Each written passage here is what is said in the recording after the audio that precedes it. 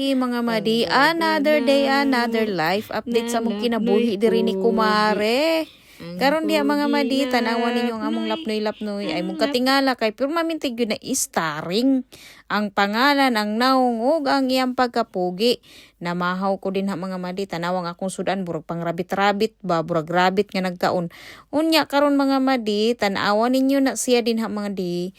Fresh na kaayo na siya kay bag-o nang ligo ni Kumare. Nya din ha mga madi, nagplano ko nga magluto lagi ko og atsara nga carrots. Karon din hagi hiwa-hiwa na nako ng mga ricados nga mga pangpalami sa ko ang mga plano sa kinabuhi.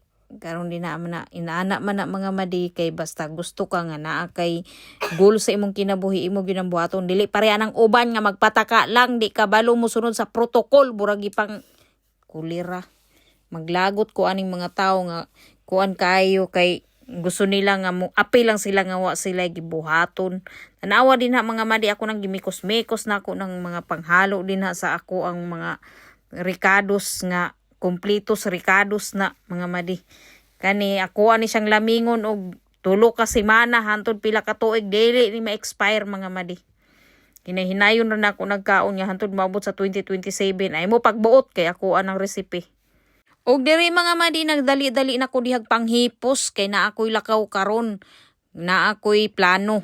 Moments later. Og karon mga madi, naabot na jud ko sa kong plano. Naanam mi din ha sa hospital mga madi. Wala ko na overdose mga madi ha.